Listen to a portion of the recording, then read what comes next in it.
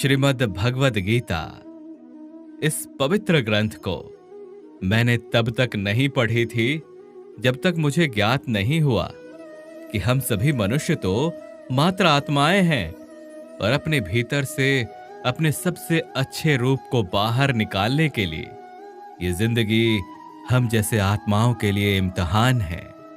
और इस इम्तिहान को पास करने की सबसे महत्वपूर्ण किताब अगर कोई है तो वो है भगवद गीता।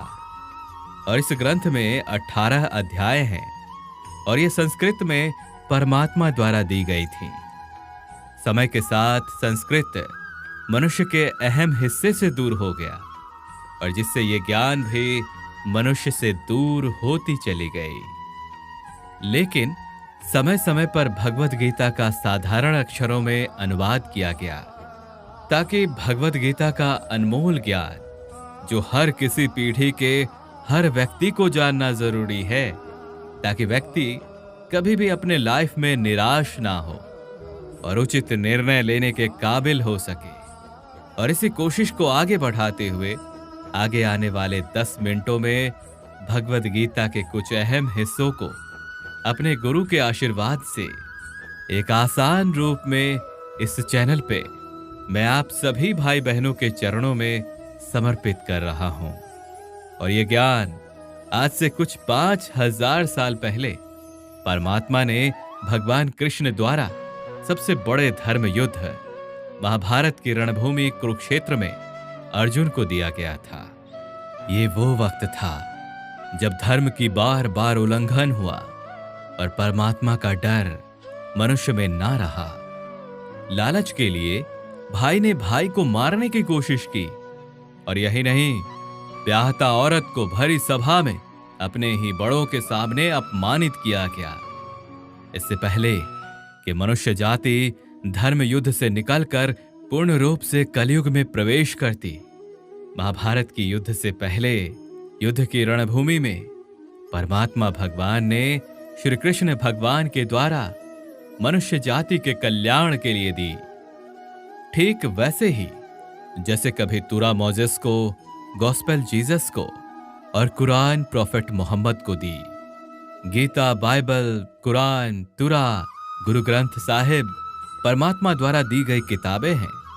ये सभी किसी एक धर्म के लिए नहीं बल्कि संपूर्ण मनुष्य जाति के लिए हैं, पूरी इंसानियत के लिए हैं और सभी आत्माओं के लिए हैं, क्योंकि ये आत्मा को परमात्मा के बारे में, उसकी सृष्टि के बारे में है और सबसे अहम ये उन कायदों के बारे में समझाती है जिनका आत्मा को मनुष्य के रूप में हर हाल में पालन करना होगा, रक्षा करनी होगी।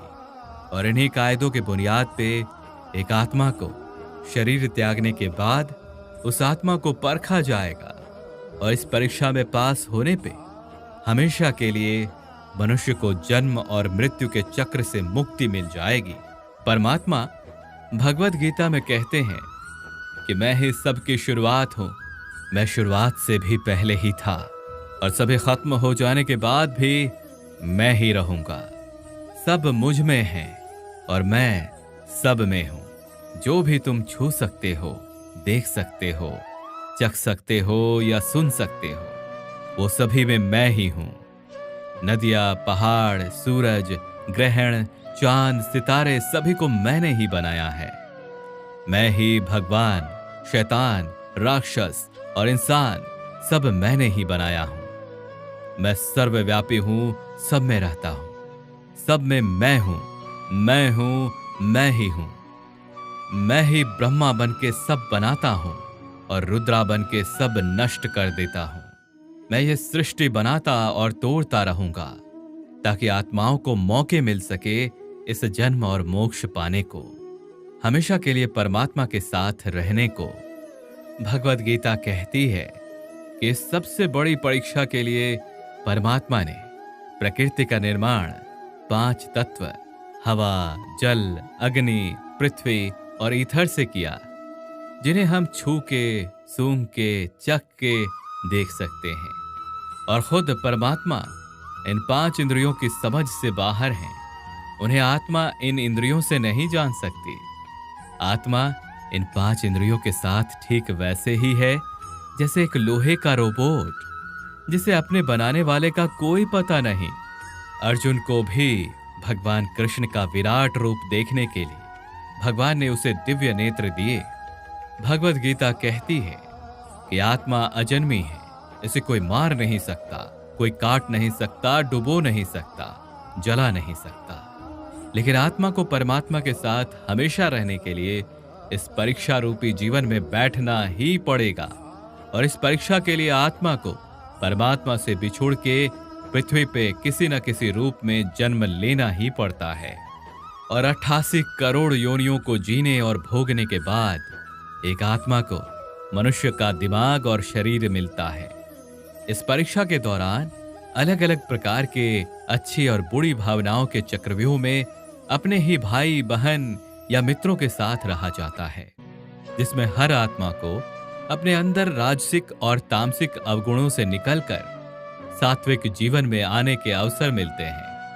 आखिर ये तामसिक गुण हैं क्या? ये वो गुण हैं जो अपने अंदर हीन भावना पैदा करके हमें खुद को उदास कर देते हैं और अंततः नुकसान पहुंचाते हैं। और राजसिक गुण वे हैं जो हमें ईर्ष्यालु और लोभी बना के दूसरों के प्रति हमें नुकसान पहुंचाते हैं। हर आत्मा को राजसिक और तामसिक गुणों का अंत करके अपने सात्विक गुणों से अवगत होना ही पड़ेगा। और सात्विक गुण वे हैं जो आत्मा को अपने आसपास की हर चीज से जोड़ती हैं और परस्पर प्यार और प्रेम भावना रखने को सिखाती हैं। परीक्षा के समय हर आत्मा को जीवन के चारों स्तंभ धर्म, अर्थ, काम और मोक्ष का ज्ञान पाके ही मुक्ति मिल सकती है। यही वो स्तंभ हैं जिन्हें समझ के ही आत्मा अपने परमात्मा को समझ सकती है। पहला द्वार धर्म का है और इसका प्रतीक शेर है। धर्म वही है जो गीता में लिखा है, वेदों में लिखा है, गुरु ग्रंथ साहिब कुरान या बाइबल में लिखा है। धर्म वही है जो धारण किया गया है, जिसे आपका दिल मानता है, जैसे झूठ नहीं बोलना, चोरी नहीं करना, भगवान का निरादर नहीं करना, दूसरों को नुकसान नहीं देना। ये सभी ही धर्म हैं और आत्मा को अपने जीवन के काल में इस धर्म का पालन करना ही होगा और साथ ही उसकी रक्षा भी करनी होगी। दूसरा द्वार अर्थ का है और घोड़ा इसका प्रतीक है, जिसके तहत आत्मा को अपने हर जीवन काल में अपने पृथ्वी पर रहने का अर्थ या मूल कारण समझेगी। इस जिंदगी में भोगने वाली चीजें और रिश्तों का आनंद लेंगी। अच्छा भाई या अच्छा बहन, अच्छा बेटा या अच्छी बेटी, अच्छा पति या अच्छी पत्नी बनके हर बुनियादी रिश्तों पे खड़ी उतरेंगी और अंततः इस परीक्षा को पास करेंगी। तीसरा द्वार काम का है। भगवत गीता समझाती है कि प्रत्येक मनुष्य के अंदर काम, क्रोध, लोभ, अहंकार, मोह और ईर्ष्या जैसी 6 भावनाएं हमें अपने और दूसरों के प्रति नुकसान पहुंचा सकती हैं। इसलिए हर मनुष्य को इन भावनाओं को अपने नियंत्रण में रखना होगा, क्योंकि इनके बहाव में किया हुआ कोई भी काम हमारे जीवन भर की परेशानी का कारण बन सकता है। और एक आत्मा संतोष और सादगी से, एक आत्मा इन भावनाओं पे हमेशा के लिए विजय पा सकती है। चौथा स्तंभ मोक्ष का है, जिसका प्रतीक हाथी है। इस परीक्षा रूपी जीवन में हर मनुष्य कुछ इच्छाएं रखता है। कुछ इच्छाएं एक ही जन्म में पूरी हो जाती हैं, तो कुछ इच्छाएं अधूरी रह जाती हैं और उनका पूरा होने के लिए ही आत्मा को वापस पृथ्वी पे आना पड़ता है। भगवत गीता समझाती है कि हमारे पृथ्वी पे वापस आने का हमारी इच्छाएं ही मूल कारण है। और अगर हम कोई भी इच्छा ना रखें तो हम इस जीवन और मृत्यु से मुक्त हो सकते हैं। ये द्वार माफी का भी है। जिन्होंने आपके साथ बुरा किया उनको माफ करके और जिनके साथ आपने बुरा किया उनसे माफी मांगने का अवसर मिल जाता है। जब तक आत्मा इन चारों द्वार धर्म, अर्थ, कर्म, मोक्ष को समझ नहीं लेती, तब तक आत्मा को मनुष्य रूप में आना ही पड़ेगा। परीक्षा का समय खत्म होते ही आत्मा शरीर और अन्य सभी वस्तुओं का त्याग कर देती है और जो भी संसार में रह के बनाया वो अब और किसी का हो जाएगा और आत्मा अपने कर्मों के फैसले के लिए चली जाती है। आत्मा का अच्छे और बुरे कर्मों का हिसाब होता है। अपने अच्छे कर्मों के लिए स्वर्ग और बुरे कर्मों के लिए नरक में चली जाती है, जहां नरक में अपने पापों के अनुसार सजाएं मिलती हैं और सजा खत्म हो जाने के बाद आत्मा को फिर से एक नया शरीर, नया दिमाग मिलता है, फिर उसी परीक्षा में पुनः बैठने के लिए। और हर परीक्षा में वही सब फिर से दोहराया जाएगा। जिंदगी के 4 स्तंभ, धर्म, कर्म, अर्थ और मोक्ष को समझने के लिए हर जन्म में अपने कई जन्मों के कर्मों के हिसाब से हर आत्मा को कभी अच्छे तो कभी बुरे हालातों से गुजरना पड़ता है। लेकिन जब तक आत्मा परमात्मा के साथ योग को समझ नहीं लेती, वो मुक्ति नहीं पा सकती। वही भगवत गीता बताती है कि मनुष्य अपने दिमाग, शरीर या दिल के माध्यम से भगवान को पा सकता है।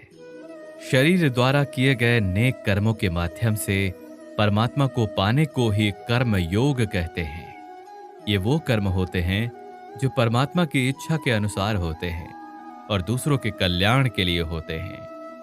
वाल्मीकि जी ने रामायण लिख के, वहीं श्रवण ने अपने माता पिता की सेवा और उन्हें चारों धाम की यात्रा करवा के, मदर टेरेसा ने अपने प्यार और सेवा के माध्यम से, और मैडम क्यूरी ने महत्वपूर्ण खोज में अपने जीवन का बलिदान करके अपने नेक कर्मों के द्वारा परमात्मा को पाया। भगवत गीता समझाती है कि एक आत्मा दिमाग से भी परमात्मा के साथ योग लगा सकती है, जिसे राजा योग कहते हैं, क्योंकि इस तरह से दिमाग और मस्तिष्क सभी इंद्रियों का राजा हो जाता है। एक मनुष्य खुद की आस्था, श्वास प्रणाली, अभ्यास, आसन, तपस्या और साधना से इस योग के रास्ते अपने परमात्मा को पा लेता है। इस योग को समझने के लिए हमें अपनी ऊर्जा यानी कि कुंडलिनी और चक्रा को समझना होगा। आत्मा मस्तिष्क से ध्यान लगा के या कहे मेडिटेशन करके परमात्मा के साथ योग लगा सकती है।